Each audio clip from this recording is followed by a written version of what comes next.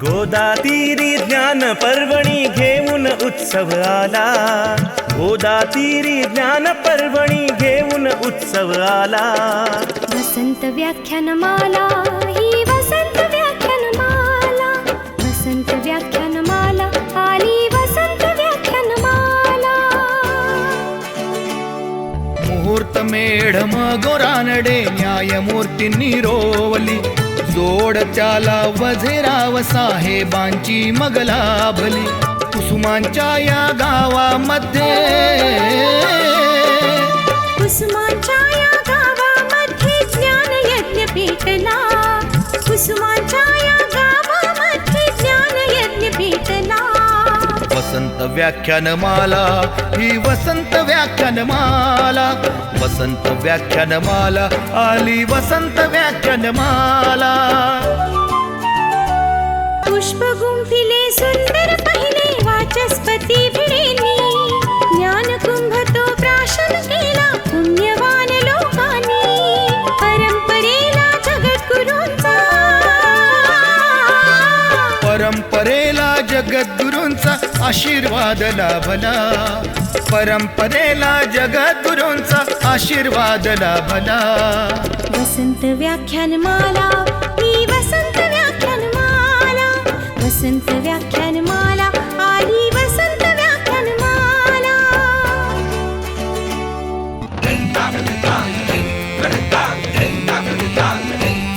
अहो देव मामले दार पटांगण फुलू फुलू लागले.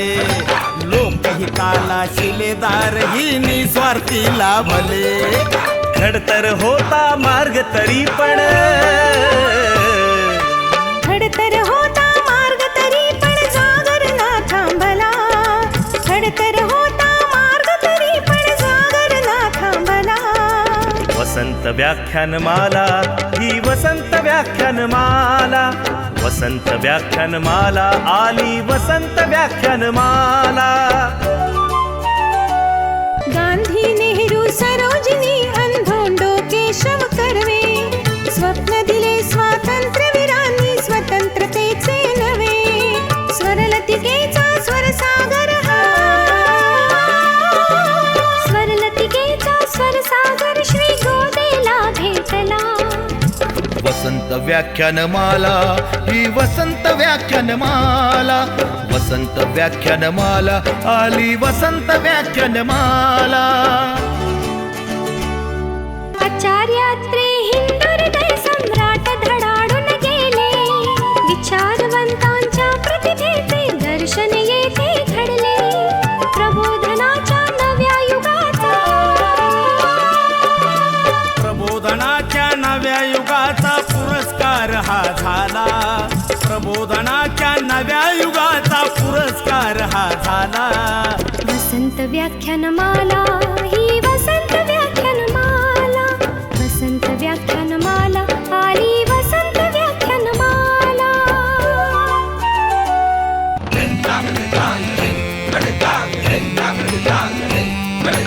वैभवशाली परंपरेला जतन करूया सारे. ज्ञानामृत हे घेण्यासाठी गोदा काठी या रे. कला गुणांचा संस्कारांचा कला गुणांचा संस्कारांचा मंगलमय सोहळा. कला गुणांचा संस्कारांचा मंगलमय सोहळा. वसंत व्याख्यानमाला ही वसंत व्याख्यानमाला. वसंत व्याख्यानमाला आली वसंत व्याख्यानमाला. वसंत व्याख्यानमाला ही वसंत व्याख्यानमाला. वसंत व्याख्यानमाला आली वसंत व्याख्यानमाला. वसंत व्याख्यानमाला ही वसंत व्याख्यानमाला. वसंत व्याख्यानमाला आली वसंत व्याख्यानमाला.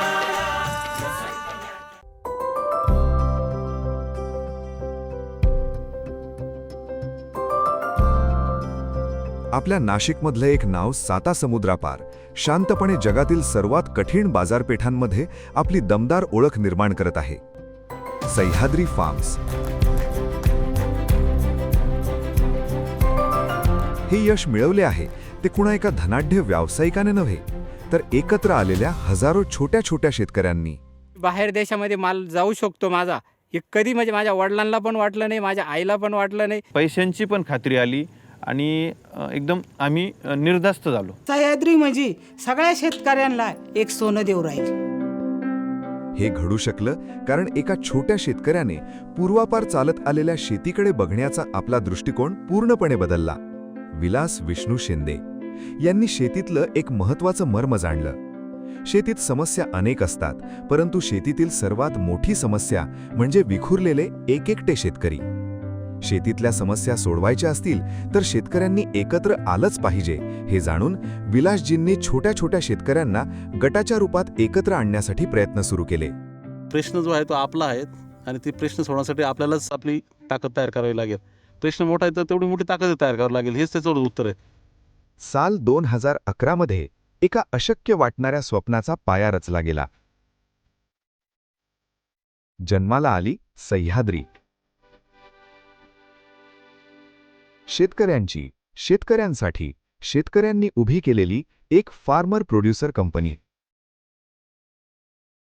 छोट्या शेतकऱ्यांच्या या कंपनीने अगदी सुरुवातीलाच जगाच्या द्राक्ष बाजारपेठेत साऊथ आफ्रिका, चिली, पेरू यांसारख्या देशातील मोठमोठ्या शेतकऱ्यांच्या असलेल्या मक्तेदारीला थेट आव्हान दिलं. सर्व शेतकरी त्या बाजाराची जी काही तिथली संधी आहेत ती योग्य पद्धतीने घेत आहेत. का जर साऊथ आफ्रिकेतल्या शेतकऱ्याला जमत आहेत, चिलीतल्या शेतकऱ्याला जमत आहे, तर आपल्याला जमायलाच हवं. आपली जी काही दुखणी आहेत ती आपण ग्राहकाला सांगून काही चालणार नाहीत. संधी मिळवावं लागेल तर ती तुम्हाला गुणवत्तेच्या आधारेच मिळवावं लागेल. आपल्याला थोडी व्यवस्था काही बदलावं लागेल. या दिशेने अगदी व्यावसायिक पद्धतीने तंत्रशुद्ध काम करत मग छोट्या छोट्या भारतीय शेतकऱ्यांनी एखादा हिरा घडवावा तसे जागतिक दर्जाचे द्राक्ष घडवले आणि द्राक्षाची जागतिक बाजारपेठ हलवून सोडली.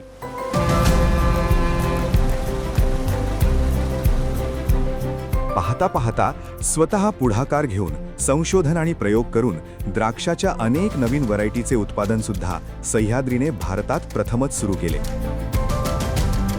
अवघ्या काही वर्षांमध्येच युरोपसारख्या अतिशय कठीण बाजारपेठेत आपली पताका उंच रोवत सह्याद्री बनली भारतातील सर्वात मोठी द्राक्ष निर्यातदार कंपनी. शेतीकडे एक इंडस्ट्री म्हणून बघत या हजारो छोट्या छोट्या शेतकऱ्यांनी फार्म टू फोक या संकल्पनेवर आपला हक्क प्रस्थापित केला. संपूर्ण मूल्य साखळीवर आपला दावा सांगितला. यामुळे संपूर्ण नफा शेतकऱ्यांच्या पदरी पडू लागला. शेतकरी बनले कंपनीचे शेअर होल्डर्स. 2015 पासून मी या सह्याद्रीच्या कंपनीत भागीदार आहे. त्याच्यामुळं मला सह्याद्रीचा एक खूप मोठा अभिमान आहे. आज फक्त द्राक्षच नव्हे तर इतरही अनेक पिकांमध्ये सह्याद्रीने मोठी झेप घेतली आहे. उदाहरणार्थ टोमॅटो. हिंदुस्थान युनिलिव्हर या बहुराष्ट्रीय कंपनीचे किसान टोमॅटो केचप आणि फ्रूट जॅमचे उत्पादन सुद्धा सह्याद्रीमध्ये केले जाते. तुमच्या ताब्यात असलेला केचपही कदाचित सह्याद्रीने तयार केलेला असल्याची दाट शक्यता आहे. सोबतच संत्र्यासारख्या निंबूवर्गीय फळांचं प्रोसेसिंग प्लांट आणि काजू प्रक्रिया प्रकल्प सुद्धा सह्याद्रीने सुरू केला आहे. यासोबतच ग्राहकांसाठी आनंदाची बातमी म्हणजे ज्यूस फॉर्म आणि किचन कल्चर हे नवीन प्रकल्प देखील सह्याद्रीने सुरू केले आहेत. तुम्ही कुठल्याही पिकाचं नाव घ्या, सह्याद्रीने त्यामध्ये आपले दमदार पाऊल ठेवले आहे. तब्बल 30,000 शेतकरी, 61 सभासद शेतकरी उत्पादक कंपन्या आणि 50,000 एकर क्षेत्रावर विविध पिकांचे उत्पादन घेत आज सह्याद्री बनली आहे भारतातील सर्वात मोठी फार्मर प्रोड्युसर कंपनी. शेतकऱ्यांसाठी वेदर स्टेशन्स, अत्याधुनिक testing labs, tissue culture labs, उत्पादन, काढणी, हाताळणी, मार्केटिंग, तंत्रज्ञान, भांडवल प्रत्येक क्षेत्रात जागतिक दर्जाचे उत्तम काम करत सह्याद्री आज पोहोचली आहे जगभरातल्या तब्बल 46 देशांमध्ये. अनेक वर्ष आपण ऐकत आलो, शेतकऱ्यांना पिकवता येतं पण विकता येत नाही. पण सह्याद्रीने दाखवून दिलं की जेव्हा शेतकरी एकत्र येतात तेव्हा ते माल पिकवू शकतात आणि विकू सुद्धा शकतात. साल 2025-26 मध्ये सह्याद्रीची वार्षिक उलाढाल आहे तब्बल 2,600 कोटींची. एकतेतून शेतकऱ्यांची समृद्धी, नव्या वाणांमधून बदलत्या हवामानाशी लढाई, ग्राहकांसाठी सेफ्टी, अफोर्डेबिलिटी आणि क्वालिटी याला सर्वोच्च प्राधान्य. आणि हे करताना पर्यावरण संदर्भात कुठलीही तडजोड न करणे, या आपल्या तत्वांशी सह्याद्री सदैव प्रामाणिक राहिली आहे. फक्त व्यवसायाच नव्हे तर आपले सामाजिक भानही सह्याद्रीने मनापासून जपले आहे. शेतकऱ्यांसाठी फार्मर फॅसिलिटी सेंटर, टाटा स्ट्राईव्हच्या सहकार्याने उभारलेले ग्रामीण भागातील युवकांसाठी स्किल डेव्हलपमेंट सेंटर, शेतकरी उत्पादक कंपन्यांसाठी तसेच शेती व्यवसायातील स्टार्टअपसाठी इन्क्युबेशन सेंटर, हे सर्व सह्याद्री चालवत आहे. तब्बल 6,000 लोकांना सह्याद्रीच्या माध्यमातून रोजगाराची संधी उपलब्ध झाली आहे. आम्हाला खूप आनंद आहे. नाही तर आम्हाला जॉबसाठी पुन्हा मुंबई इकडे तिकडे आज जाण्याची गरज नाही. घराच्या जवळच्या जवळ आम्हाला रोजगार उपलब्ध झालेला आहे. लोकसहभागातून सर्वांगीण ग्रामीण विकासासाठी सह्याद्री झटत आहे. छोटे शेतकरी जर एकत्र आले तर ते एक मोठी झेप घेऊन आकाश काबीज करू शकतात, हे सह्याद्रीने सिद्ध करून दाखवलं आहे.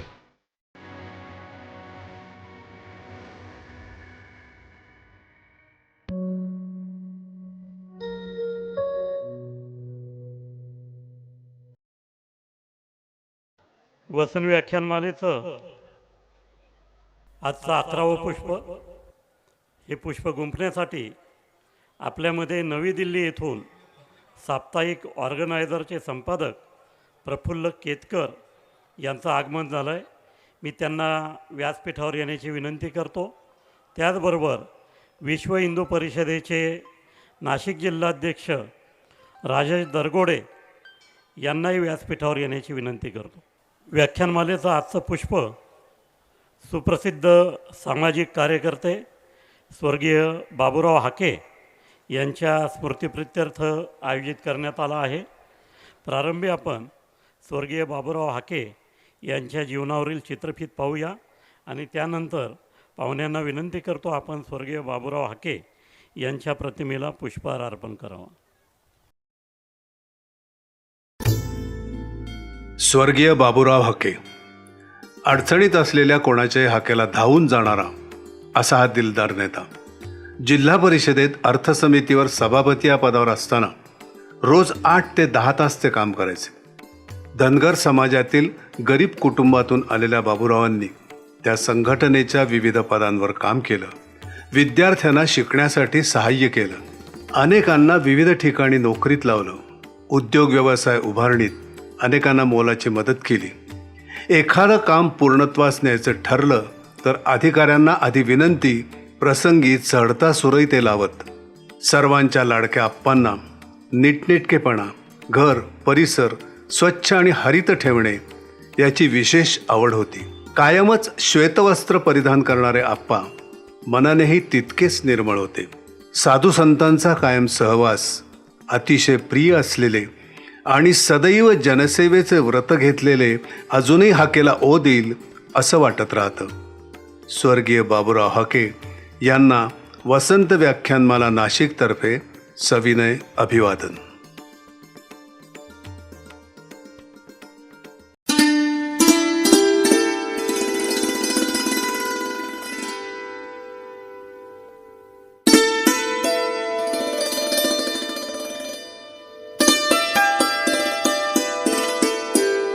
प्रफुल्ल केतकर यांच्या परिचयाची चित्रफित आता आपण बघूया. Shri Praful Ketkar is the editor of Organizer Weekly, the oldest nationalist weekly of Bharat, a position he has held since 2013. He is a seasoned journalist, researcher, academician, author and commentator with over 20 years of experience in research, media and academia. In addition to his editorial leadership, Shri Ketkar has been actively involved in the media education and research. He also serves on the advisory committee of the School of Journalism, Delhi University. Before taking charge of Organizer Weekly, he worked in research and academic roles for more than a decade, and his writing has spanned international politics, foreign policy, with special focus on China and Southeast Asia, Hindutva and Bharati civilization. He has authored 2 books, 29 academic articles, and 2 entries in the Encyclopedia of India, and has been part of major editorial projects, including the complete works of Pandit Deen Dayal Upadhyay ji in 15 volumes. Shri Ketkar also has a strong presence on television and public forums as a regular panelist on political and strategic issues, reflecting a blend of scholarly rigor and journalistic engagement in his work. आपले नाशिककर असलेले प्रफुल्ल केतकर हे organiser या प्रतिष्ठित राष्ट्रवादी साप्ताहिकाचे संपादक म्हणून कार्यरत आहेत. एक प्रख्यात पत्रकार आणि विचारवंत म्हणून त्यांची देशात ओळख आहे. 2013पासून ते या साप्ताहिकाचं नेतृत्व करत असून मीडिया संशोधन आणि अकादमिक क्षेत्रात त्यांना 20 वर्षाहून अधिक कामाचा अनुभव आहे. आंतरराष्ट्रीय राजकारण, परराष्ट्र धोरण, चीन आणि भारतीय संस्कृती या विषयावर त्यांची विशेष पकड असून ते एक प्रगल्भ लेखक देखील आहेत. तसेच ते अनेक वृत्तवाहिन्यांवर राजकीय विश्लेषक म्हणूनही नियमितपणे सक्रिय असतात. त्यांनी जवाहरलाल नेहरू विद्यापीठातून आंतरराष्ट्रीय राजकारणात एम.फिल पूर्ण केले आहे. ते institute of peace and conflict studies IPCSमध्ये संशोधन अधिकारी म्हणूनही कार्यरत होते. त्यांनी पर्यायी सुरक्षा दृष्टिकोन alternative approaches to the security या पुस्तकाचे सहलेखन केले आहे आणि भारतीय परराष्ट्र धोरणांवर अनेक लेख लिहिले आहेत. भारतीय संस्कृती आणि राष्ट्रवादाच्या मुद्द्यावर ते परखड मते मांडण्यासाठी ओळखले जातात. अशा आपल्या नाशिककर असलेल्या आणि दिल्लीमध्ये पत्रकारितेच्या माध्यमातून नाशिकचं नाव उंचावणाऱ्या प्रफुल्ल केतकर यांचा सत्कार करण्यासाठी मी राजेश दरगोडे, जे आत्ताच विश्व हिंदू परिषदेचे जिल्हाध्यक्ष म्हणून नियुक्त झाले आहे, त्यांना विनंती करतो.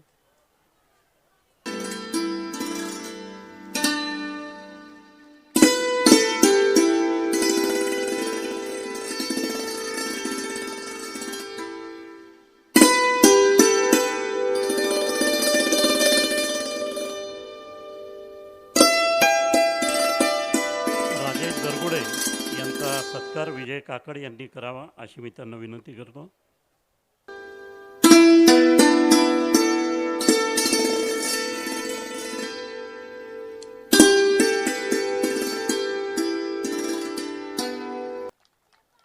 आज व्याख्यानमालेच्या दुसऱ्या सत्रामध्ये आर्ट ऑफ लिव्हिंग प्रस्तुत मंत्रसंध्या हा कार्यक्रम सादर होणार आहे. वीरेश सापटे आणि त्यांचे सहकारी हा कार्यक्रम सादर करतील. आज आपण विजयकुमार थोरात यांच्या चित्रांचं प्रदर्शन आयोजित केलं आहे. मी विजयकुमार थोरात यांना व्यासपीठावर येण्याची विनंती करतो आणि केतकर साहेबांना विनंती करतो आपण थोरात यांचा स्मृतिचिन्ह देऊन सत्कार करावा.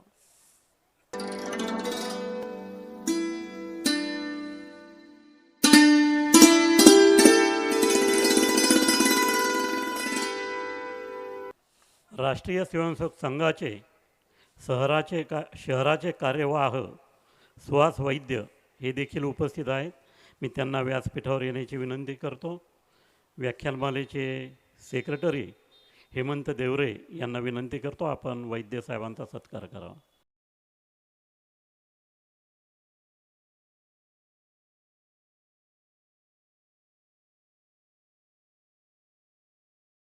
उद्या 12 मे स्वर्गीय निर्मलाताई दातार स्मृती व्याख्यान यासाठी अरुण जोशी मायदेश फाउंडेशन पुणे याचे संस्थापक येणार आहेत.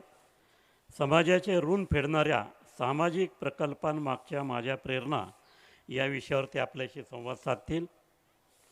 दुसऱ्या सत्रामध्ये जयंत चांदवडकर प्रस्तुत हिट्स ऑफ मेलडीज हा बहारदार गाण्यांचा कार्यक्रम या ठिकाणी होईल आणि मधुकर जाधव यांच्या चित्रांचं प्रदर्शन या ठिकाणी मांडण्यात येईल. 13 मे रोजी डॉक्टर गजानन घोडके हे स्थोल डोंगकुक विद्यापीठ साऊथ कोरिया येथील शास्त्रज्ञ आहेत. ते आपल्याशी कार्बन स्मार्ट शेती आणि अन्न सुरक्षा भविष्यातील दिशा या विषयावर संवाद साधतील. 14 मे रोजी छत्रपती संभाजी महाराज यांची जयंती आहे. त्यानिमित्ताने पुणे येथील संदीप तापकीर हे आपल्याशी संवाद साधणार आहेत. शिवरायांशी नित्य आठवावे नि जीवित तृणवत मानावे हा त्यांच्या व्याख्यानाचा विषय आहे. दुसऱ्या सत्रामध्ये वारसा शौर्याचा हा अतिशय सुंदर असा कार्यक्रम या ठिकाणी महाराष्ट्र शासनाच्या सांस्कृतिक कार्य विभागाच्या वतीने सादर करण्यात येणार आहेत. 15 मे रोजी पुणे येथील income tax commissioner doctor Nitin Waghmode हे आपल्याशी संवाद साधतील. पाणी संकट, आजची वस्तुस्थिती आणि उद्याची जबाबदारी, लोकसहभागातून जलक्रांती हा त्यांच्या व्याख्यानाचा विषय आहे. दुसऱ्या सत्रामध्ये सुप्रसिद्ध सतार वादक रवी चारी आणि त्यांचे सहकारी या ठिकाणी अतिशय आगळा वेगळा असा कार्यक्रम सादर करणार आहे. त्या कार्यक्रमाचं नाव आहे सितार सिम्फनी आणि कुमारी शौनक देव यांच्या चित्रांचं प्रदर्शन या ठिकाणी आयोजित करण्यात येणार आहे. आपण सर्वांनी या कार्यक्रमांचा मोठ्या संख्येने आस्वाद घ्यावा अशी विनंती करतो. आपल्या सर्व श्रोत्यांचं आणि समाज माध्यमांवर या व्याख्यानाचा आस्वाद घेणाऱ्या सर्व श्रोत्यांचं मनपूर्वक स्वागत करतो आणि आजचे वक्ते सन्माननीय प्रफुल्ल केतकर यांना विनंती करतो त्यांनी आपल्याशी संवाद साधावा. राष्ट्रीय स्वयंसेवक संघ राष्ट्र साधनेचे शतक या विषयावर ते आपल्याशी संवाद साधतील. धन्यवाद. आदरणीय राजेशजी, मान्य श्रीकांतजी बेणी, आयोजन वसंत व्याख्यानमाला आयोजन समितीचे अन्य सदस्य आणि नाशिकच्या पवित्र भूमीतील सुज्ञ नागरिक माता भगिनी, सर्वप्रथम वसंत व्याख्यानमाला आयोजन समितीचे मी खूप खूप आभार मानतो की ज्या नाशिकला माझ्या आयुष्याच्या एका महत्त्वाच्या उंबरठ्यावर मी कर्मभूमी बनवलं आणि नाशिक शिक्षण प्रसारक मंडळाच्या महिला महाविद्यालयामध्ये प्राध्यापक म्हणून होतो. त्या नाशिकमध्ये आज पुन्हा एकदा बोलवून दिल्लीमध्ये आता स्थायिक झालेल्या एका पत्रकाराला पुन्हा एकदा नाशिकमध्ये नाशिककरांशी संवाद साधण्याची संधी दिली, त्याबद्दल आयोजन समितीचे खूप खूप आभार. राष्ट्रीय स्वयंसेवक संघ राष्ट्र साधनेचे शतक असा विषय आपल्यासमोर मांडण्यासाठी आयोजकांनी मला सुचवलं आणि मी सहर्ष त्याला संमती दिली. कारण ऑर्गनायझर 1946 साली 80 वर्षापूर्वी ज्यावेळेस सुरू झालं त्यावेळेस राष्ट्रीय स्वयंसेवक संघ हा उपहासाचा विषय होता, हेटाळणीचा विषय होता. आज सोयीने म्हणा किंवा नाईलाजाने म्हणा सगळ्यांना राष्ट्रीय स्वयंसेवक संघाचं विचार, कर्तृत्व, समाजामधलं महत्त्व हे स्वीकारावं लागतं आणि या सगळ्या यात्रेतनं राष्ट्रीय स्वयंसेवक संघ एक विचार म्हणून, एक राष्ट्र साधनेचं शतक म्हणून कशी ही यात्रा झाली हे एक पत्रकार म्हणून, एक अभ्यासक म्हणून मी ऑर्गनायझरचा संघ शताब्दीवर एक अंक काढला, मार्च कंटिन्यूज, आणि त्यामध्ये मी जवळजवळ संघाच्या सगळ्या प्रमुख अधिकाऱ्यांशी चर्चा केली, इंटरव्ह्यू केले. त्यानंतर गेल्या 5 वर्षामध्ये प्रयत्न करून एक पुस्तक संपादित केलं, 100 years resolve for selfless service. एक निस्वार्थ सेवेचा संकल्प. आणि तो करत असताना, कारण ऑर्गनायझरला साधारणतः प्रसारमाध्यमांमध्ये संघाचं मुखपत्र म्हणून ओळखलं जातं. एकेकाळी KR मलकानी, लालकृष्ण अडवाणी यांनी जे संपादकपद भूषवलं त्या खुर्चीवर मी बसलो आहे तो केवळ एक योगायोग समजावा. माझी ती काही उंची नाही, परंतु संघाने खरं तर कधीच कुठल्याही व्यक्तीला, पक्षाला, पत्रकाला आपलं मुखपत्र म्हटलं नाही आणि कधी ऑर्गनायझरने, पांचजन्यने किंवा इतर साप्ताहिकांनी पण आम्ही संघाचे मुखपत्र आहोत म्हणून सांगितलं नाही. याचं कारण होतं, राष्ट्रीय विचारांचं काम करायचं असेल तर पक्षगत झेंडा घेऊन चालत नाही. हा मूळ जो संघाचा विचार होता, आम्ही गेली 80 वर्ष त्याच भावनेने ऑर्गनायझरमध्ये पत्रकारिता करत आहोत.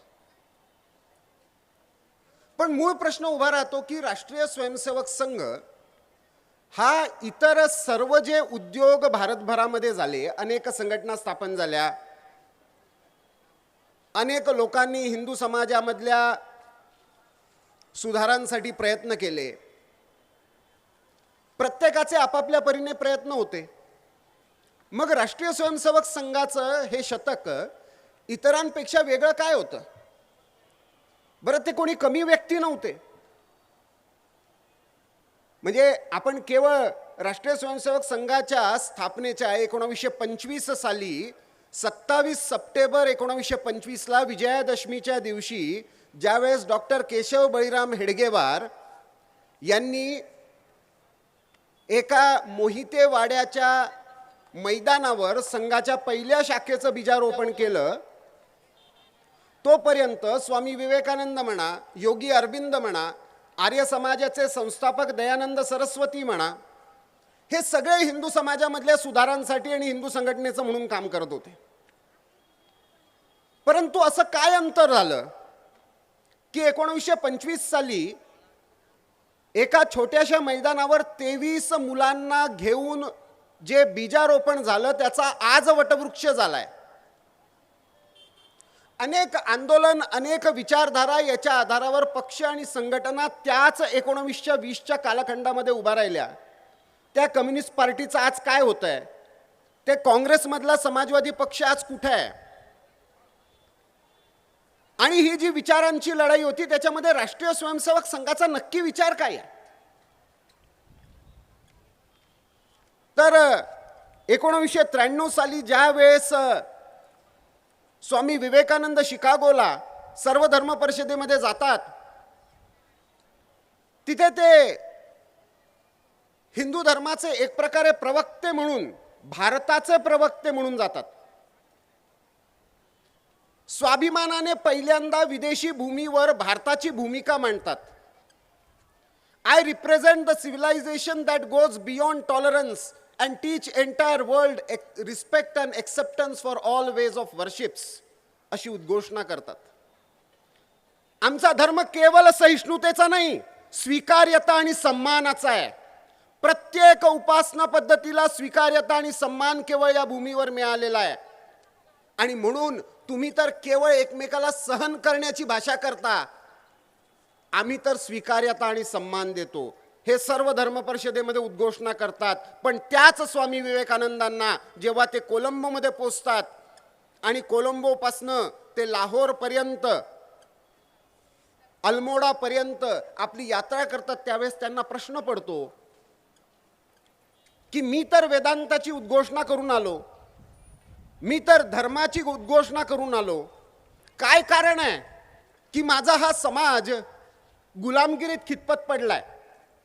काय कारण आहे की वारंवार आक्रमण होत राहिली आणि त्यातनं या समाजाला अनेक प्रकारचे आघात सहन करावे लागले?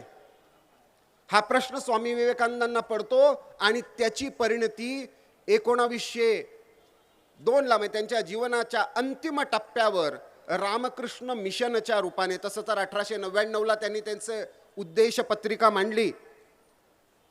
आणि मला काही जर युवक या देशासाठी आपलं संपूर्ण जीवन समर्पित करणारे मिळाले तर मी या देशाचं चरित्र बदलीन, अशी उद्घोषणा स्वामी विवेकानंद करतात.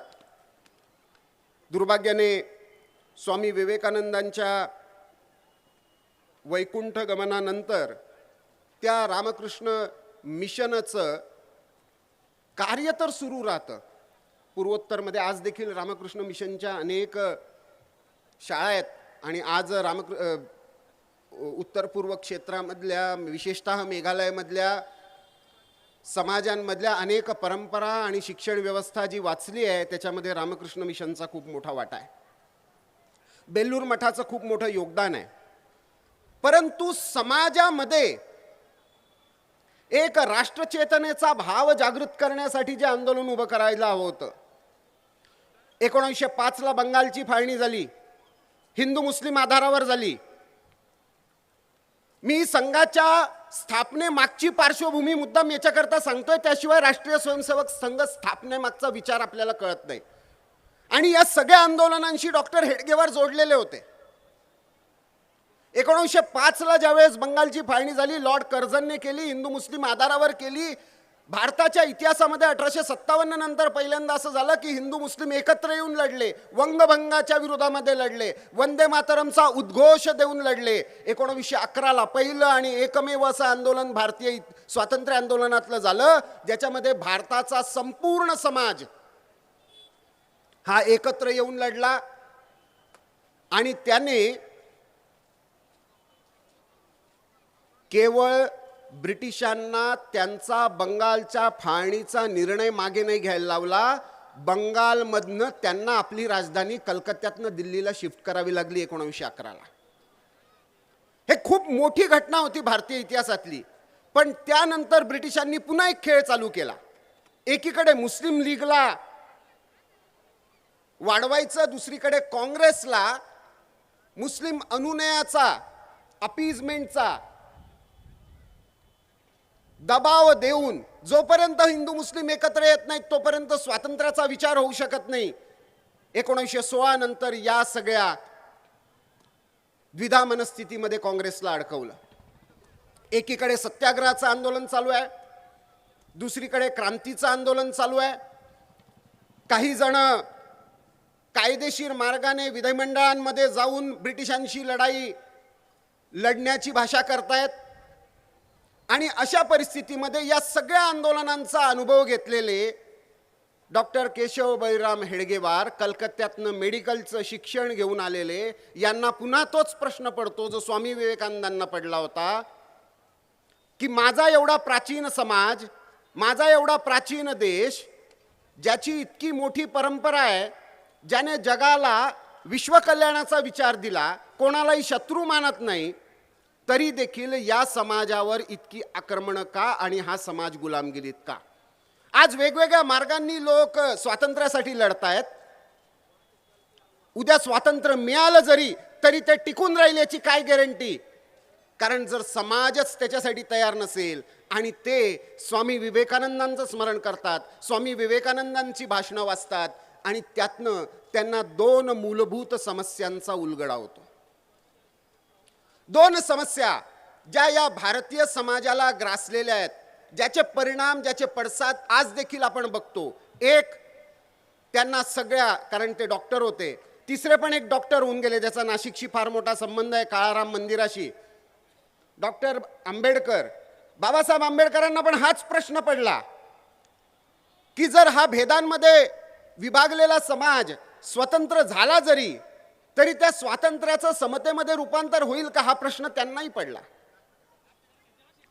आणि म्हणून ज्या वेळेस जसं मेडिकल प्रॅक्टिशनर, डॉक्टर आपल्यावर उपचार करण्या अगोदर डायग्नोसिस करतात, तसं या समाजाच्या प्रश्नांचं 1918 पासून ते 1925 पर्यंत डॉक्टर हेडगेवारांनी डायग्नोसिस केलं आणि त्याच्या आधारावर ते या निर्णयाला पोचले की केवळ राजकीय आंदोलनातून भारतीय समाजाचं अबाधित स्वातंत्र्य स्थापित होऊ शकणार नाही.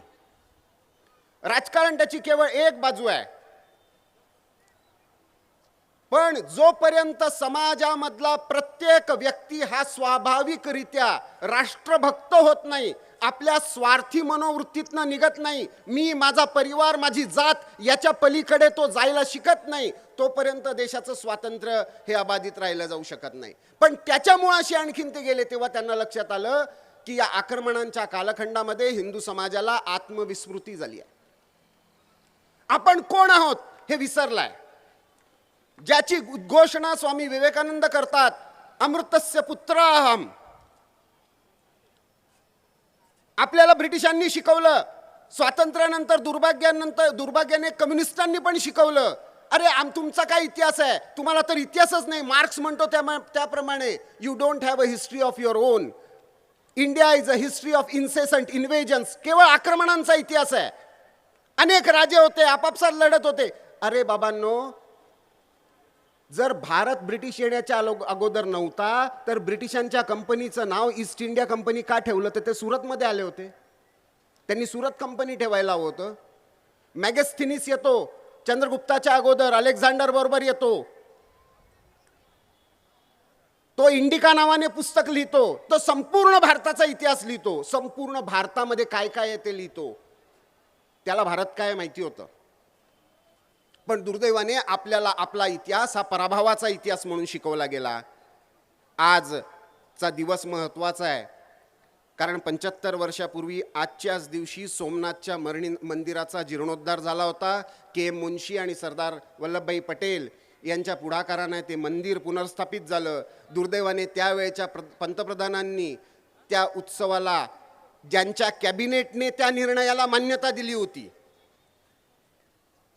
तो काही सरदार पटेलांचा एकट्याचा निर्णय नव्हता. के मुन्शी सरदार पटेल गेले होते, पण दुर्दैवाने सरदार पटेलांचं तोपर्यंत निधन झालं होतं. महात्मा गांधींची हत्या झालेली होती आणि त्यानंतर नेहरूंनी सडनली यू टर्न घेतला आणि सोमनाथच्या मंदिराचा जीर्णोद्धार ला असलेलं समर्थन, इनफॅक्ट राजेंद्र प्रसाद त्यावेळेस राष्ट्रपती असताना त्यांनी आजच्याच दिवशी दुपारी 12 वाजता तिथे ज्यावेळेस मंदिराचा, त्यावेळेस त्यांनी आपल्या कॅबिनेटला राष्ट्रपतींचा बहिष्कार करण्याचा आदेश दिला.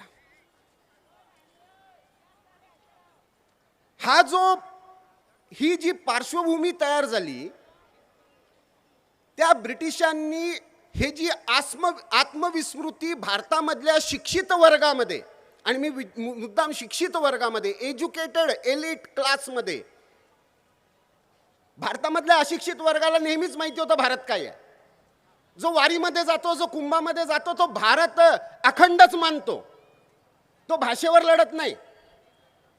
शिक्षित वर्ग आयडेंटिटी शोधतो आणि त्या शिक्षित वर्गाला ब्रिटिशांनी इंग्रजीच्या माध्यमातून, मी इंग्रजीचा संपादक असूनही हे ठामपणे सांगतो, माझ्यासाठी ॲडव्हान्टेज आहे. संघाचा स्वयंसेवक आहे, ऑर्गनायझरचा इंग्रजीमधला संपादक आहे, JNU मध्ये शिकलो आहे आणि फोर्ड स्कॉलर राहिलो आहे.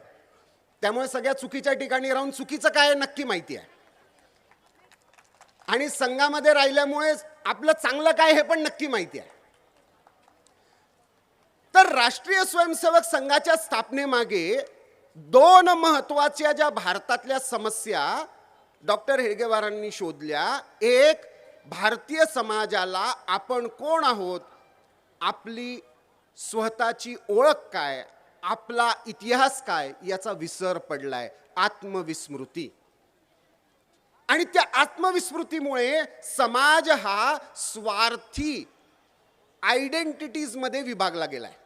मग त्या जातीच्या असतील, भाषेच्या असतील, राज्यांच्या असतील, वेगवेगळे अभिनिवेश असतील, त्यामध्ये समाज हा विखंडित झालेला आहे. आणि हिंदू समाजाचं, बाकी इतर जगभरामध्ये समाजामध्ये तुम्ही बघा, खतरे में है असं म्हटलं की एकत्र होतात. हिंदू समाज उलटा आहे. खतरे में है असं म्हटलं की संकुचित होतो. विजयामध्ये एकत्र होतो. राम मंदिर का सगळेजण एकत्र होतील. पाकिस्तानला हरवलं का सगळेजण एकत्र होतील. खतरे में म्हटलं का माझं घर चांगलं आहे का, माझी बायका पोरं चांगली आहेत का, हा स्वभाव आहे आपला. हे डॉक्टरांनी ओळखलं. याच्यामधनं हिंदू समाजाला काढल्याशिवाय या देशाचं, कारण या देशाचा मूळ स्टेक होल्डर, या देशाचा मूळ आत्मा हा हिंदू आहे. त्यामुळे त्याला वाचवायचं असेल तर हिंदू समाजाला वाचवलं पाहिजे. आणि हिंदू समाजाचं संघटन झाल्याशिवाय खऱ्या अर्थाने या देशाचं स्वातंत्र्य होऊ शकत नाही. या कन्क्लुजनला ते पोचले. अनेक लोकांशी त्यांनी चर्चा केल्या. टिळकांचे तर ते भक्त होतेच, पण त्यावेळेच्या वेगवेगळ्या विचारधारांमध्ये असलेल्या अनेक लोकांबरोबर त्यांनी चर्चा केल्या. त्या अनुशीलन समितीमध्ये पण होते, काँग्रेसमध्ये पण ॲक्टिव्ह होते, गांधींच्या सत्याग्रहामध्ये पण ॲक्टिव्ह होते. पण त्यांना सगळ्यांना त्यांना लक्षात आलं की ही कोणासाठी प्रायोरिटी नाही, समाजाचं संघटन करणं. त्यामुळे त्यांनी एक अभिनव प्रयोग चालू केला. त्यावेळेसपर्यंत संघटना स्थापन करणं ही एक औपचारिक प्रक्रिया भारतामध्ये स्थापित झाली होती ब्रिटिशांच्या कायद्यानुसार, 1860च्या कायद्यानुसार. त्यामुळे कुठलीही संघटना स्थापन करायचं असेल तर पहिले संघटनेचं नाव ठरवायचं, उद्देश ठरवायचा, समितीचं कंपोजिशन ठरवायचं, अध्यक्ष कोण होणार, सेक्रेटरी कोण होणार. हिंदूंमध्ये अशी कुठलीच परंपरा नव्हती.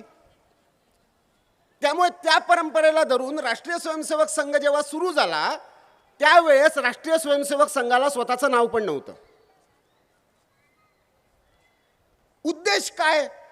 तर उद्देश पक्का होता. इतर लोक समाजामध्ये संघटना स्थापन करत होते. भारताच्या समाजामध्ये तोपर्यंत शेकडो संघटना स्थापन झालेल्या होत्या. राष्ट्रीय स्वयंसेवक संघाने आपलं अभिनव उद्दिष्ट ठरवलं, आपल्याला समाजामध्ये संघटन नाही उभं करायचं, आपल्याला समाजाचंच पूर्ण संघटन करायचं. Not organization within the society. मध्ये मध्ये इंग्रजीत बोलतो कारण इंग्रजी संपादक आहे असं वाटलं पाहिजे आणि इंग्रजीत बोलल्यानंतर विद्वान आहे असं वाटतं मध्ये. त्यामुळे तर ऑर्गनायझिंग द एंटायर सोसायटी आणि ऑर्गनायझेशन विदिन द सोसायटी या दोन गोष्टींमध्ये अंतर आहे. समाजाचं संघटन करायचं का समाजामध्ये एक संघटना उभी करायची?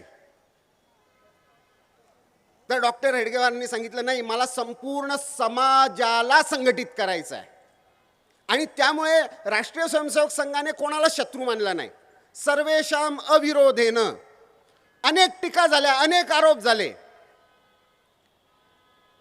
मी खरंच धन्यवाद देतो वसंत व्याख्यानमालेला की त्यांनी राष्ट्रीय स्वयंसेवक संघाचे शतक या विषयावर व्याख्यान तरी ठेवलं. नाही तर एक काळ असा होता की वैचारिक जगतामध्ये राष्ट्रीय स्वयंसेवक संघाने या स्वतंत्र भारतामध्ये जेवढी अस्पृश्यता सहन केली आणि जेवढा वैचारिक ब्राह्मणवाद सहन केला तेवढा कोणीच सहन केला नाही.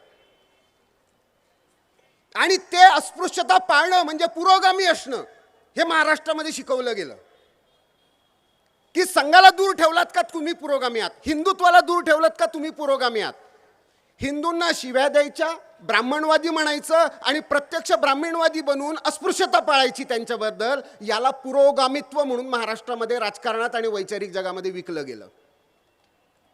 मी हे का सांगतोय? कारण संघाच्या या 100 वर्षाचा जर कालखंड बघितला तर आपल्याला 4 टप्प्यांमध्ये हा कालखंड बघावा लागतो.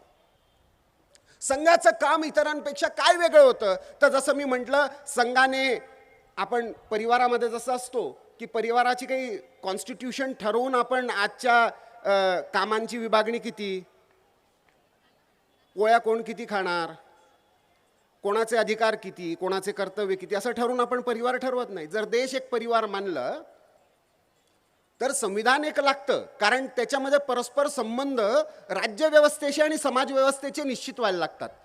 परंतु मूळ जर तो परिवारभाव नसेल, त्यामुळे एक छोटी कार्यपद्धती डॉक्टर हेडगेवारांनी विकसित केली की एका मैदानावर यायचं,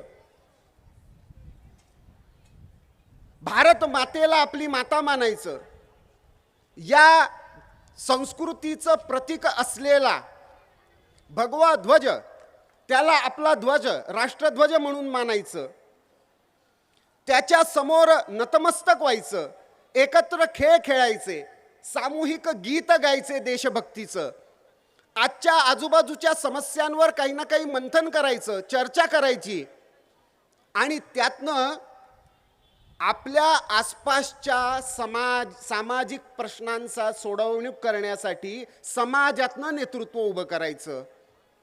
अशी एक कार्यपद्धती शाखा या संकल्पनेतनं सुरू केली.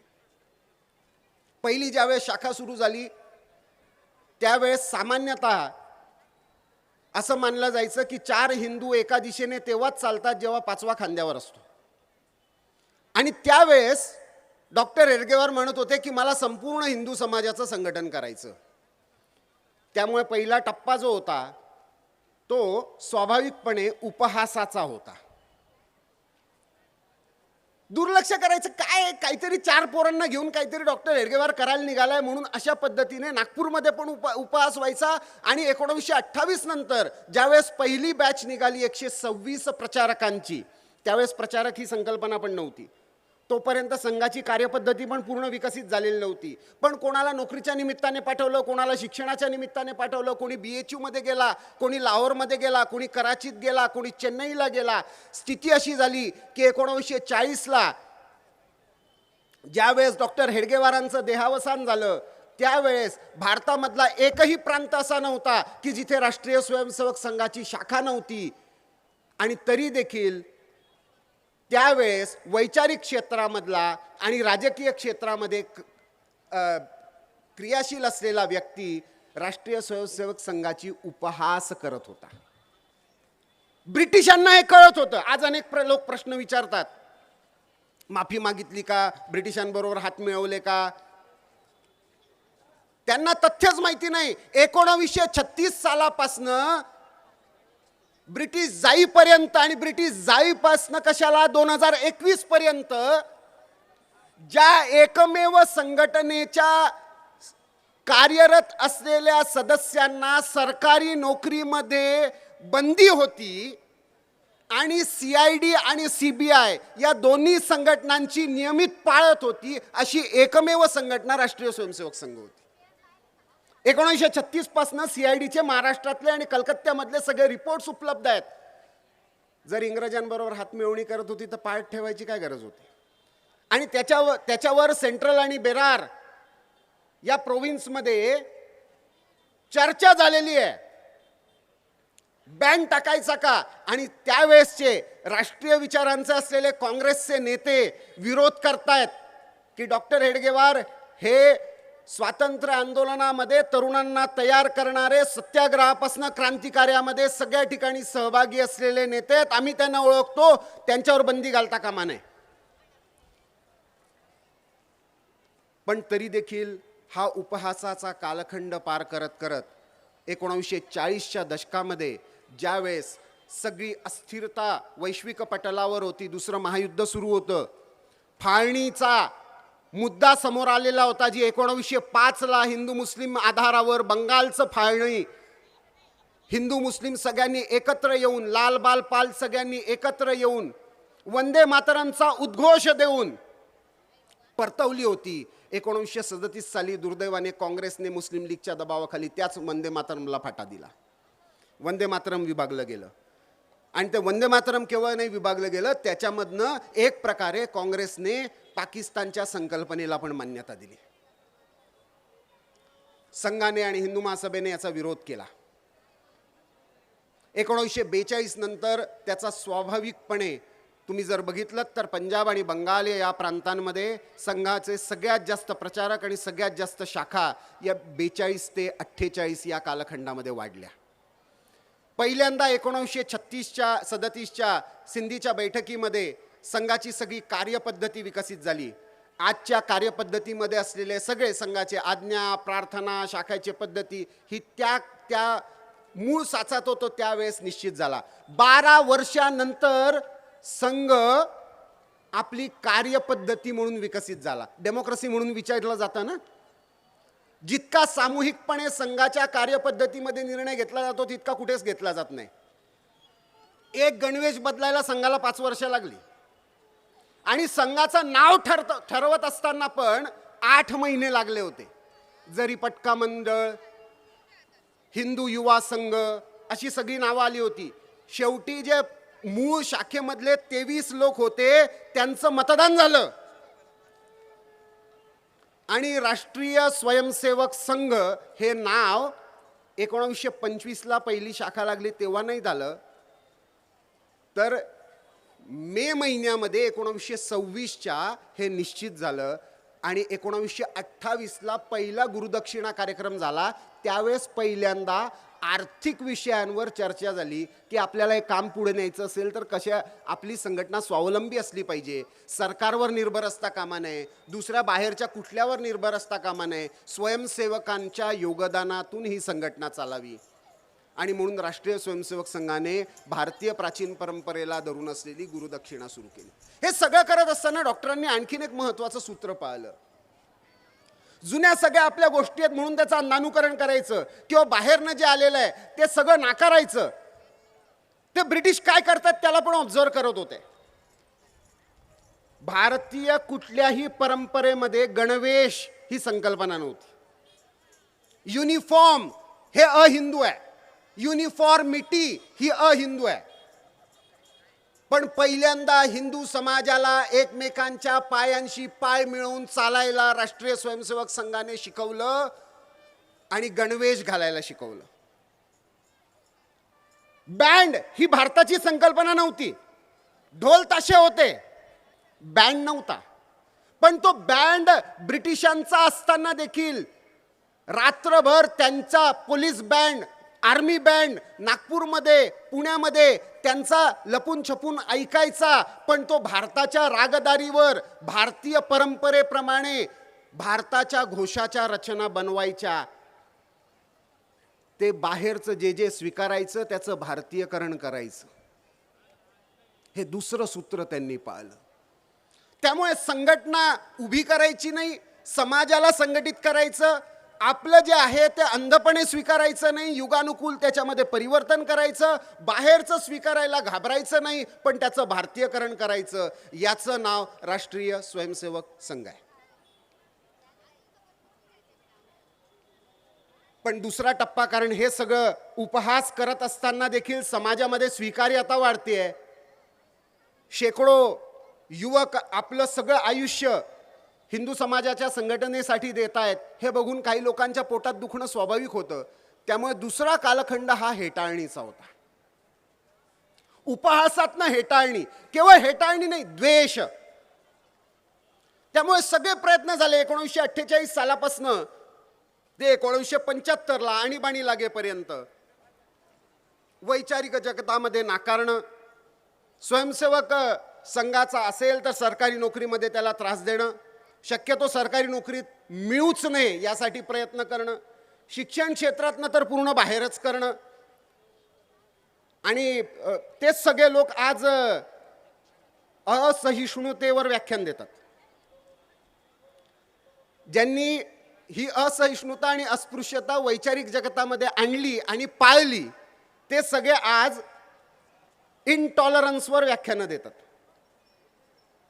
आणि केवळ तेवढंच नाही तर एखादा स्वयंसेवक एखाद्या ठिकाणी का बसलाय आणि त्याच्यामधनं सगळ्या, अरे आतापर्यंत सगळ्या संस्था राजकीय दृष्ट्या चालवायच्या असतात. ही परंपरा तुम्ही स्थापित केली ना, ती चालायला नको हे आम्हालाही मान्यच आहे. पण दुर्दैवाने तुम्ही स्थापित केलेली ती संस्कृती आहे. पण 1975 सालापर्यंत त्या पण कालखंडामध्ये अनेक परिवार उद्ध्वस्त झाले, अनेकांच्या नोकऱ्या गेल्या, अनेक सत्याग्रही मृत्युमुखी पावले. इमर्जन्सीमध्ये अनेक लोकांनी आज प्रश्न उपस्थित केला जातो की इंदिरा गांधींसमोर माफी मागितली होती का? हो, शिवाजी महाराज जसे अफजल खानासमोर माफी मागत होते तशीच मागितली होती. त्या अफजल खानाला जर संवादामध्ये अडकवलं नसतं, तुम्ही तर माझ्या पूज्य पिताश्रींचे मित्र आहात, माझ्यासाठी तर तुम्ही त्यांच्या जागी असं पत्र लिहितायत. शिवाजी महाराज माफी मागत होते का? या गाफील अवस्थेमध्ये जर ठेवलं नसतं तर अफजल खान त्यांना भेटायला प्रतापगडावर आला नसता. परंतु दुसरीकडे 88,000 स्वयंसेवक जेलमध्ये होते. अनेक माया बहिणींनी सत्याग्रह केलेत. अनेकांनी आपली लहान पोरं कडेवर ठेवून रात्रीतनं पोलिसांना चकमा देऊन पत्रकं पोचवली आहेत. दुर्दैवाने त्याचं खूप कमी डॉक्युमेंटेशन झालंय. एक पुस्तक पंतप्रधान मोदींनीच गुजरातीमध्ये केलंय, संघर्षमा गुजरात. त्यांनी गुजरातीमधल्या अनेक अशा घटनांचं संकलन केलंय. परंतु हा संघर्षाच्या कालखंडामधनं संघ ज्यावेळेस निघाला त्यावेळेस जयप्रकाश नारायण यांचं 1977 सालची एक मुलाखत आहे, ऑर्गनायझरमध्ये छापलेली आहे. संघाच्या एका वर्गामध्ये ते पाटण्याला गेले होते आणि ते असं म्हणतायत की 1948 साली संघाचं ऑफिस जायला निघालेला मी आज सांगतो की संघ नसता तर भारतामध्ये लोकशाही आणि राज्यघटना या दोन्ही गोष्टी वाचल्या नसत्या. संघ नसता तर, आणि त्यांनी स्पेसिफिकली नाव घेतलं की त्यावेळेस नानाजी देशमुख नसते, कारण त्यावेळेस लोकसंघर्ष समितीचे ते सेक्रेटरी होते, तर मी कदाचित वाचलो नसतो. कारण ज्यावेळेस जयप्रकाश नारायणवर लाठीमार झाला होता पोलिसांचा, त्यावेळेसच्या सगळ्या लाठ्या एकीकडे जॉर्ज फर्नांडिस होते आणि दुसरीकडे नानाजी देशमुख होते. पण त्यातनं ज्यावेळेस संघ निघाला त्यावेळेस एक नवा प्रवास चालू झाला. संघाने पहिल्या कालखंडामध्ये कोणी विचारायचं त्यावेळेस डॉक्टरांना, गुरुजींना, काय करायचं? काय नाही, हिंदूंना संघटित करायचं, शाखा वाढवायच्या. हो, मग काय करायचं? काय नाही, अजून शाखा वाढवायच्या. संघटनेसाठी संघटन.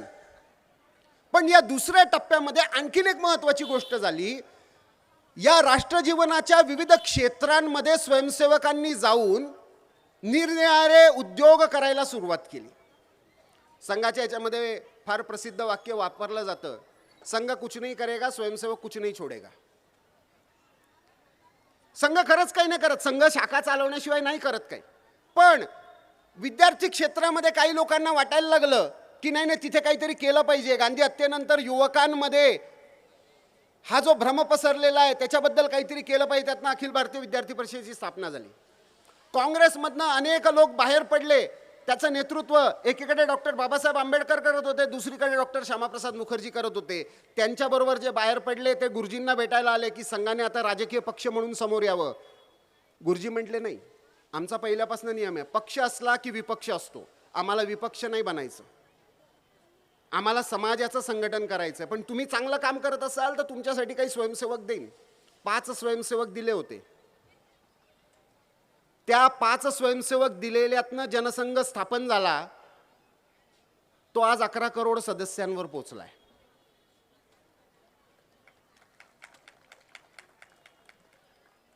परंतु ते महत्वाचं नव्हतं. दुर्दैवाने आज आम्ही प्रसारमाध्यमांमध्ये विशेषतः सगळं भाजपच्या चांगाने बघतो. पण ते ज्या क्षेत्रामध्ये आहेत तिथे एवढा चिखल आहे की तिथे त्यांनी किती कमळ उमळायचं ठरवलं तरी चिखल दिसतोच. परंतु अनेक अशी क्षेत्र होती, विशेषतः कामगारांचं असं क्षेत्र होतं की जिथे भगवा आणि भारत माता की जय हे पाप होतं. लाल झेंड्याशिवाय काही होऊ शकत नाही. यांना उखडून फेका, त्यांना इकडून फेका, हमारी मांगे पुरी करो, आपकी जो भी मजबुरी हो, या घोषणा होत्या. आणि अशा परिस्थितीमध्ये दत्तोपंत ठेंगडींना कम्युनिस्ट संघटनेमध्ये पण पाठवलं.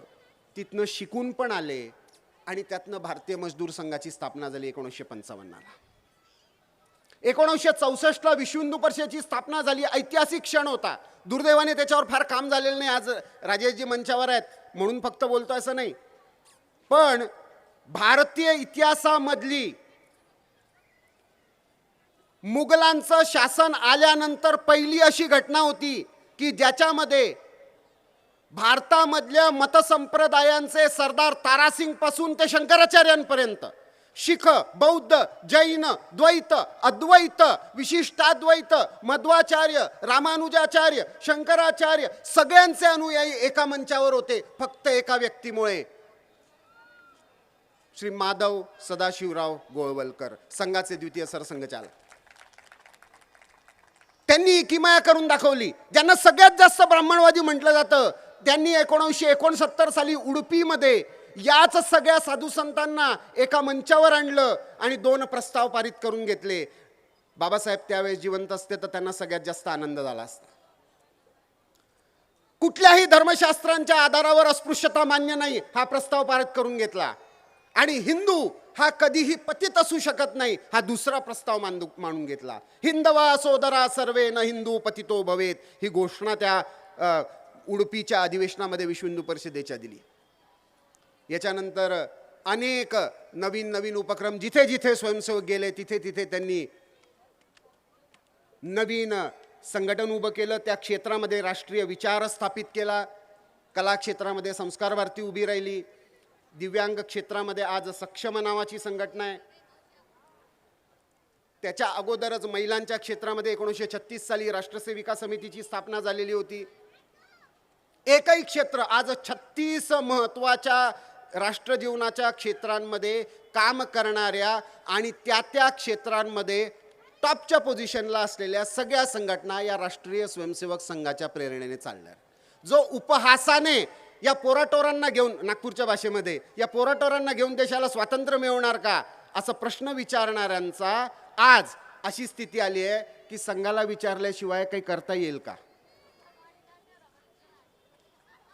ही स्थिती येण्यामागे ही प्रक्रिया समजून घ्यावी लागते, ज्याला दत्तोपंत ठेंगडींनी म्हटलं प्रोग्रेसिव्ह अनफोल्डमेंट. एक असं प्रस्फुटन, एक असं उमलणं की मूळ बीज होतं ते वटवृक्ष झाल्यानंतर कळतं की या बीजामध्ये तो वटवृक्ष होता. 1980 नंतर संघाने गिअर बदलला. संघाला लक्षात आलं की आता केवळ संघटनेसाठी संघटन, राष्ट्रजीवनाच्या विविध क्षेत्रांमध्ये संघटन हा दुसरा टप्पा होता. तिसरा टप्पा सुरू झाला. आता समाज जागरणासाठी संघटन.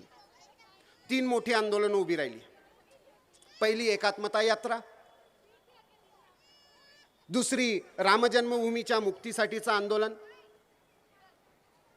आणि तिसरं स्वदेशीचं आंदोलन. या तिन्ही आंदोलनांमधनं त्यानंतर गोग्राम यात्रा पण उभी राहिली 1999ला. पण या 3 यात्रांमधनं पहिल्यांदा असं झालं की राष्ट्रीय स्वयंसेवक संघ राष्ट्रीय स्वयंसेवक संघ म्हणून नाही, पण राष्ट्रीय विचार म्हणून समाजामधल्या प्रत्येक घटकापर्यंत पोहोचला. मला अनेक लोक असे माहिती आहेत की जे 1999च्या गोग्राम यात्रेमध्ये होते. राजकीय दृष्ट्या महाराष्ट्राच्या किंवा भारताच्या संदर्भामध्ये सांगायचं तर काँग्रेस असेल, राष्ट्रवादी काँग्रेस असेल, अनेक इतर पक्षांबरोबर होते. पण ते म्हणायचे नाही, गायीच्या विषयाकरता आणि गावाच्या विषयाकरता आम्ही तुमच्याबरोबर आहोत. ही पुण्याई मिळवलेली स्वातंत्र्य भारतामधली राष्ट्रीय स्वयंसेवक संघ ही एकमेव संघटना आहे. ज्यावेळेस 1955ला जम्मू काश्मीर आणि 370 विषयाकरता आंदोलन उभं राहिलं होतं, त्यावेळेस राष्ट्रीय स्वयंसेवक संघाचा विचार मांडणारे एकच व्यक्ती होते. एकीकडे एका बाजूला श्यामाप्रसाद मुखर्जी होते, दुसऱ्या बाजूला बाबासाहेब आंबेडकर होते. बाकी कोणीही ती भूमिका स्वीकारणारं नव्हतं. 2019ला ज्यावेळेस अनेक प्रयत्नांनंतर 370 आणि 35A हटवलं गेलं, त्यावेळेस अशी स्थिती होती की काँग्रेसबरोबर उभं राहणारं कोणी नव्हतं.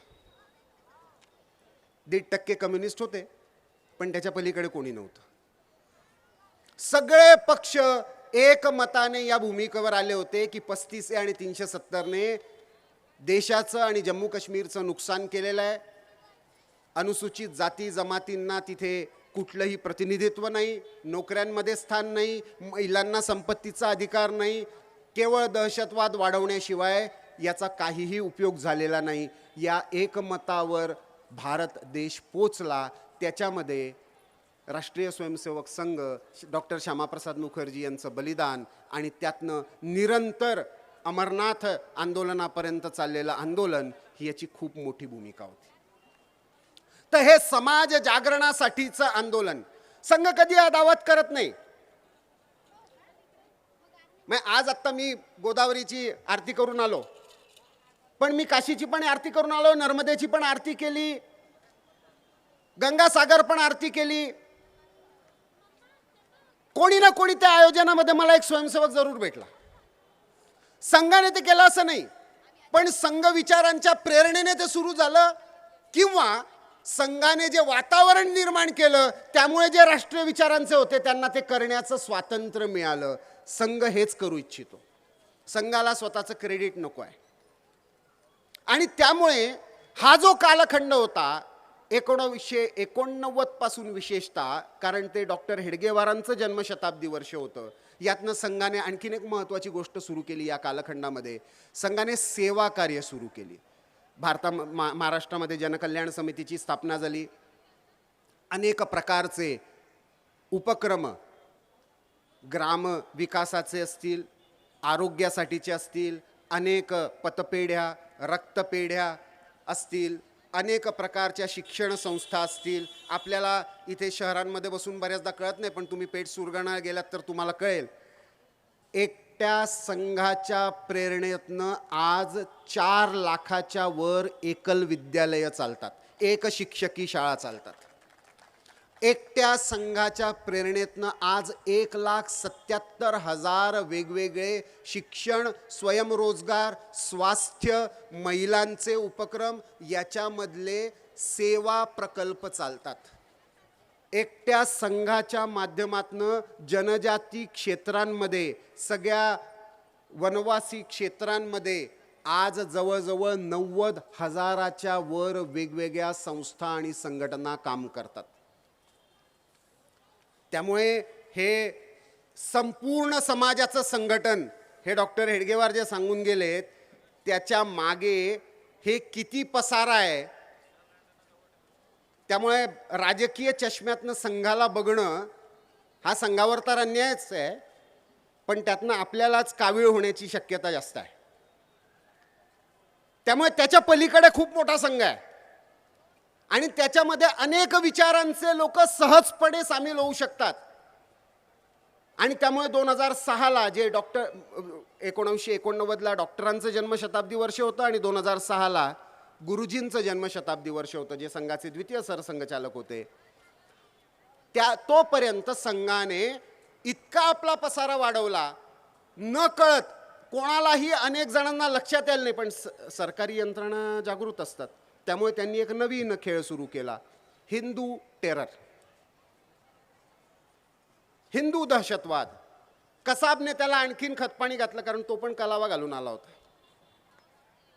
आणि त्यामुळे अनेक दिग्गज तयार झाले. महाराष्ट्रामध्ये तर परंपरा आहे पुरोगामित्वाच्या नावाखाली हिंदुत्वाला शिव्या द्यायची.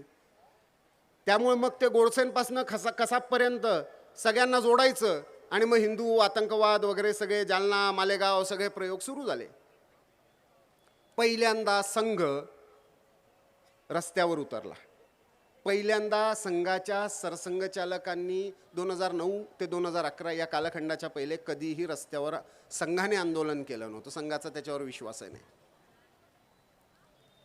परंतु त्याच कालखंडामध्ये आणखीन एक महत्त्वपूर्ण घडामोड झाली. जागतिक पातळीवर अनेक आंदोलनं सुरू होती तिथल्या व्यवस्थांच्या विरुद्ध. त्याच पद्धतीचं एक भ्रष्टाचार विरोधी आंदोलन भारतामध्ये सुरू झालं. अनेक संघाचे स्वयंसेवक त्यामध्ये सामील झाले. पण त्यातनं ज्यावेळेस आणखीन एक कांगावा ज्यावेळेस लक्षात आला की आंतरराष्ट्रीय अनेक संघटना याच्यामध्ये मागून सक्रिय आहेत, त्यावेळेस संघ त्या भ्रष्टाचार विरोधी आंदोलनाला तर पाठिंबा देत राहिला, पण त्याच्या राजकीय स्वरूपातनं वेगळा झाला. त्यातनं मग त्याचे परिणाम काय झाले ते आपल्याला सगळ्यांना माहिती आहे, 2014ला काय झालं. परंतु हा जो कालखंड 2006 नंतरचा संघाने म्हटलं, जो व्यवस्था परिवर्तनाचा कालखंड आहे. जोपर्यंत राजकीय, सामाजिक, शैक्षिक, वैचारिक क्षेत्रामध्ये भारताचं राष्ट्रीयत्व पुनर्स्थापित होत नाही, तोपर्यंत राष्ट्रीय स्वयंसेवक संघाचं जीवित उद्दिष्ट पूर्ण होणार नाही. आणि मग त्याला धरून जे जे करता येईल ते सगळं करायचं. आणि म्हणून ज्यावेळेस संघाचं शताब्दी वर्ष सुरू झालं त्यावेळेस माझ्याकडे काही दिल्लीमधले पत्रकार, संपादक भेटीला आले होते आणि त्यांनी मला विचारलं की संघ कैसे सेलिब्रेट करेगा. मतलब संघ सेलिब्रेट तो नहीं करता है.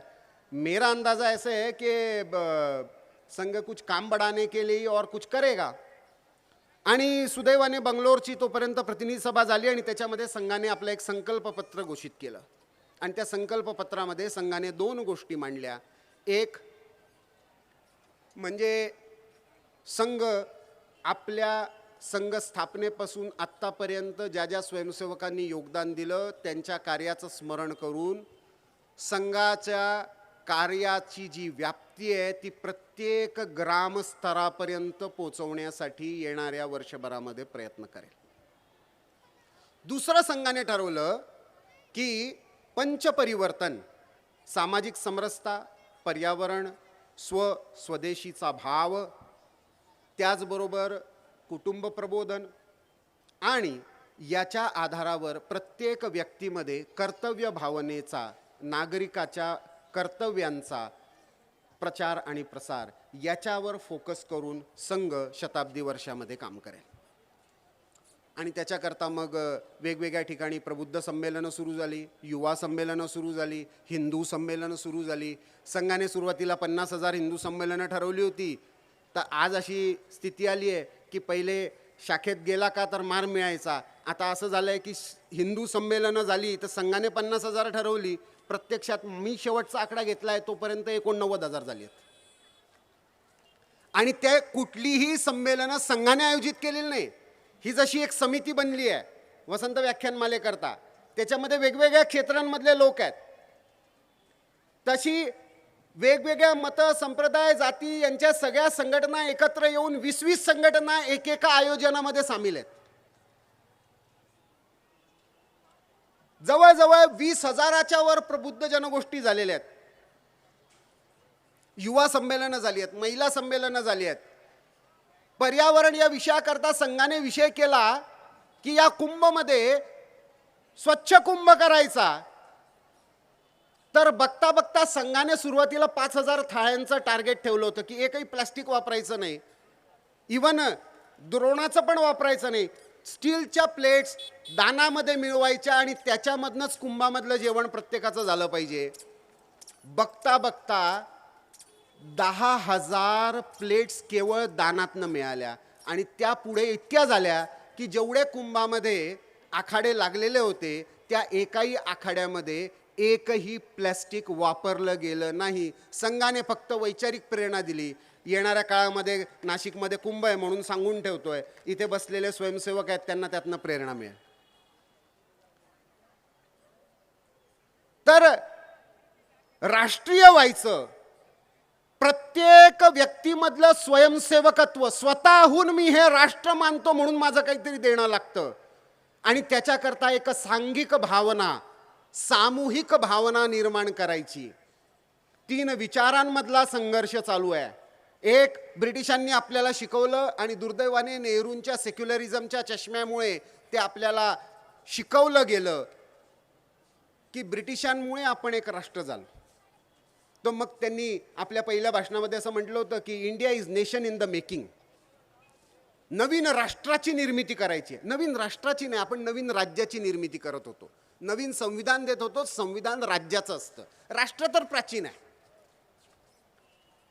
दुसरं, कम्युनिस्टांनी शिकवलं की आपण तर राष्ट्र नव्हतोच, आपण राष्ट्र होऊ पण शकत नाही. मग त्यामुळे आमच्या JNU मध्ये तुकडे तुकड्याच्या घोषणा लागतात. मग काश्मीर वेगळा झाला तर काय फरक पडतो? वर्ग संघर्ष आहे ना, मग त्यांना वेगळं व्हायचं वाटलं ना, मग तामिळनाडू वेगळं झालं तर काय फरक पडतो? अरे काश्मीर कैलासापासून कन्याकुमारीपर्यंत शिव आणि शक्ती या कॉन्शियसनेसमधनं डॉक्टर राम मनोहर लोहिया जसं म्हणतात, त्यांनी एक प्रसिद्ध निबंध लिहिला आहे, रामकृष्ण आणि शिव. तर त्याच्यामध्ये ते असं म्हणतात, भारताचं पुण्यभूमी म्हणून, संघाचे नाही आता, समाजवादी विचारांचे आणि कुठल्याही पूजा पद्धतीवर विश्वास नसलेले असे डॉक्टर राम मनोहर लोहिया म्हणतात की राम हे भारताच्या उत्तर आणि दक्षिणेला जोडणारा दुवा आहे. कृष्ण हा भारताच्या पूर्व आणि पश्चिमेला जोडणारा दुवा आहे. आणि कैलास आणि कन्याकुमारी यातनं असलेलं शिव आणि शक्तीचं तत्व हा भारताचा आत्मा आहे. लोहियांचा कुठल्याही पूजा पद्धतीवर विश्वास नाही, समाजवादी विचारांचे आहेत. पण त्या विचारांचं भारतीयकरण झालं की काय होतं ते त्यांनी राम, कृष्ण आणि शिव या त्यांच्या निबंधामध्ये दिसतं. राष्ट्रीय स्वयंसेवक संघ हा एक असा विचार आहे जो हे मानतो की प्राचीन काळापासून असलेलं हे एक सनातन राष्ट्र आहे. ते कुठल्याही राज्यव्यवस्थेवर निर्भर नाही. राज्य किती आहेत, राज्य किती आहेत, राज्यघटना किती आहेत याच्यावर या देशाचं राष्ट्रीयत्व कधीही ठरलेलं नाही. या राष्ट्रीयत्वाचं अस्तित्व हे 2 मूलभूत सिद्धांतांवर आहे. एक, विविधतेमध्ये एकता नाही. आपल्याला हा एक आणखीन एक चुकीचा धडा नेहरूंनी शिकवला, युनिटी इन डायव्हर्सिटी. म्हणजे तुम्ही वेगवेगळे आहात, माझ्यामुळे तुम्ही एक आहात. भारतामध्ये युनिटी इन डायव्हर्सिटी नव्हती कधीही, diverse expression of same inherent unity होती. एकत्वाचं विविध रूप हे भारत आहे. आणि नसेल पटत तर अजून देखील जे धोती आणि टोपी घातलेले आहेत त्यांना विचारा, नवीन वर्ष कोणतं साजरं करतात, सणवार कोणता साजरा करतात. मी टोपी घातलेल्यांना विचारतो, याच्याकरता सांगतो की धोती आणि टोपी घातलेले अजूनही जमिनीशी जोडलेले आहेत, बाकी सगळे 1 जानेवारीवाले आहेत. पण इथे मला माहिती आहे काही जण नववर्ष शोभायात्रा काढणाऱ्या आयोजनामध्ये पण आहेत. तर त्या भारतामधल्या अशिक्षित, मी प्रयोग केलेला आहे, मी JNU मध्ये शिकून देखील प्रयोग केला. भारतामधल्या प्रत्येक राज्यामधल्या अशिक्षित माणसाला विचारलं नवीन वर्ष का साजरा करतो आणि कधी साजरा करतो, तर केरळमध्ये त्याला विशू म्हणतात, तमिळनाडूमध्ये त्याला चैत्रही म्हणतात, कर्नाटक आणि आंध्रमध्ये त्याला उगादी म्हणतात. युगापासून आलेला उगादी, आपण गुढीपाडवा म्हणतो. बाकी सगळीकडे त्याला चैत्र प्रतिपदा म्हणतात.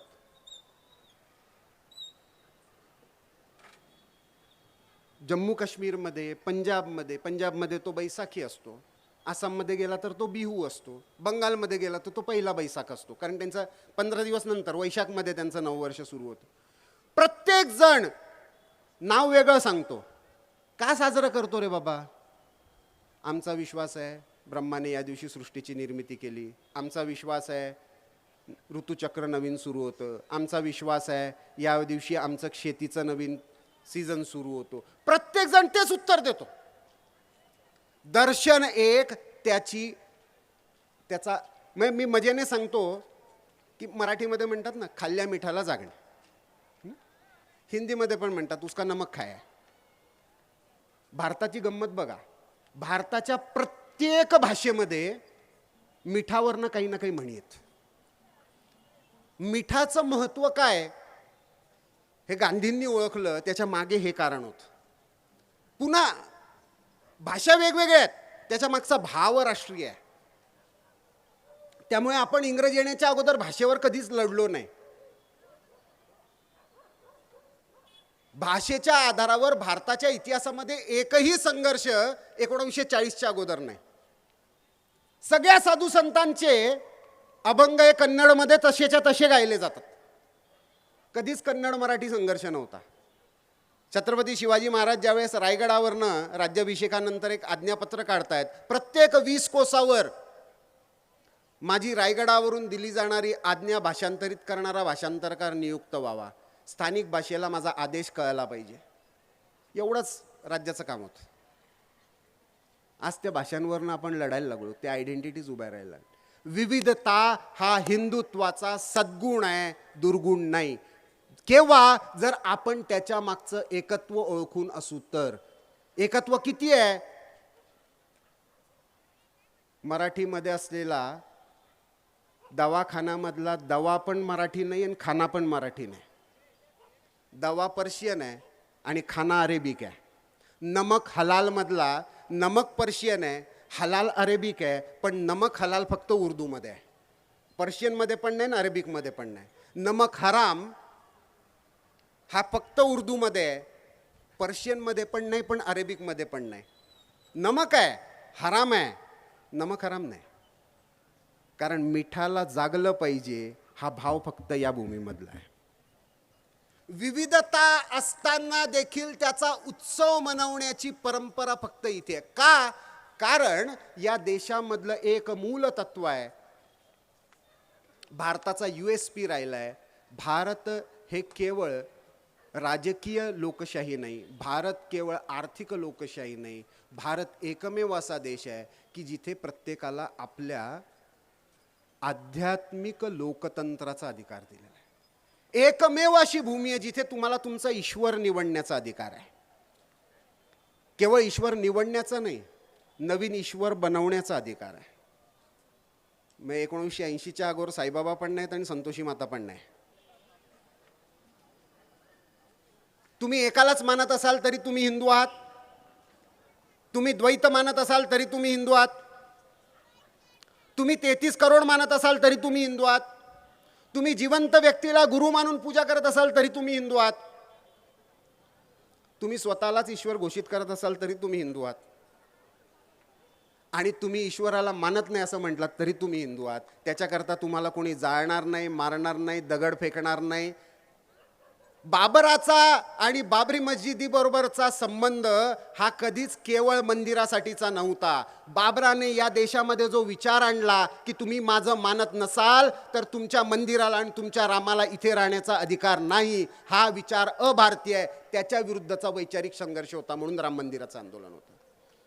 राष्ट्रीय स्वयंसेवक संघाने सोमनाथचा जीर्णोद्धार 17 वेळा झाला.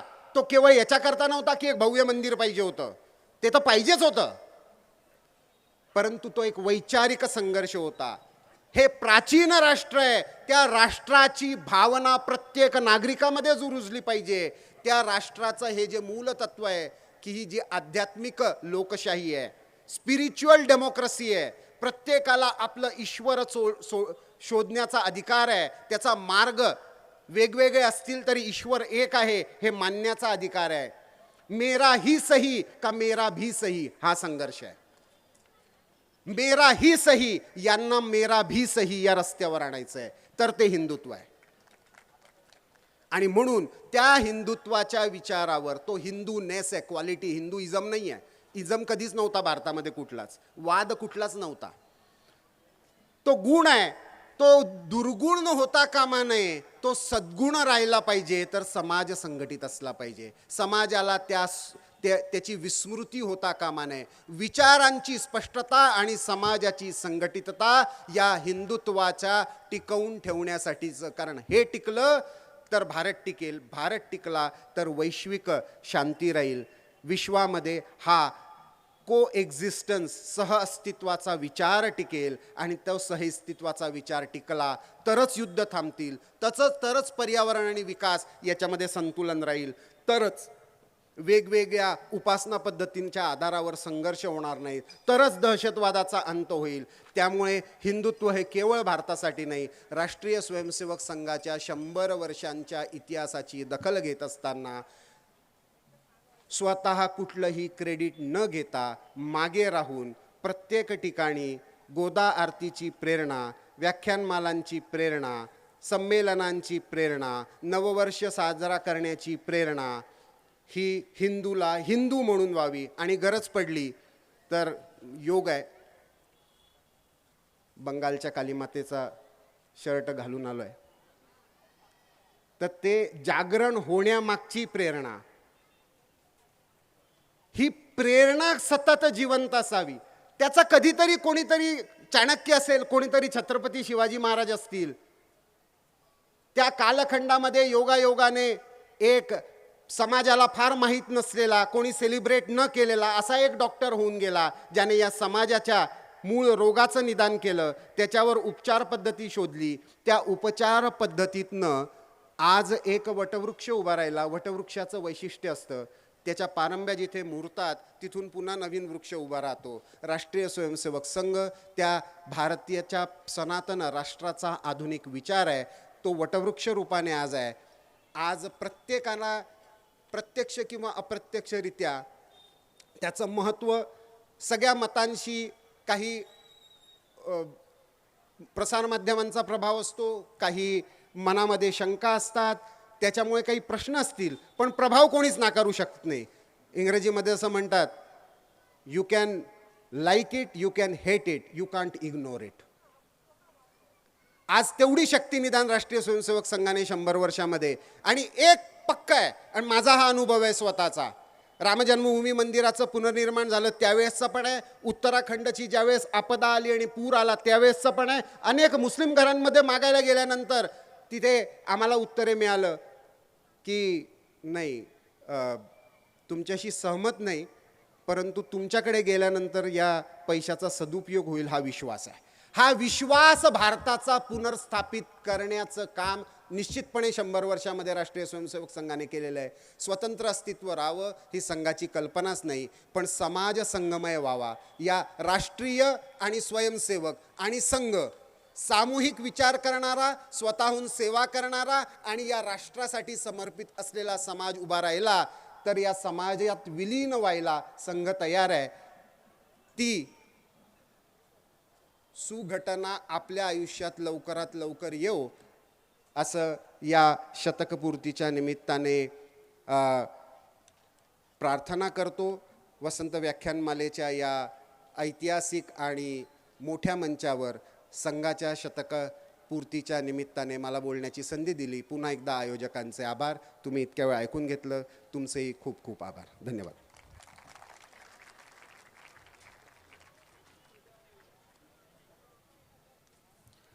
धन्यवाद सर.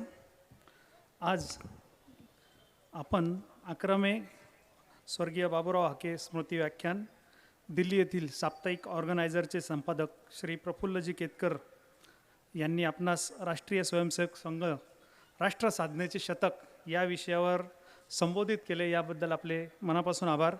संघाची वाटचाल, कालखंड आणि सेवा कार्य आपण आम्हास अतिशय विस्तृतपणे सांगितलं, याबद्दल आपले मनस्वी आभार. सर्व उपस्थित श्रोत्यांचेही मनापासून आभार.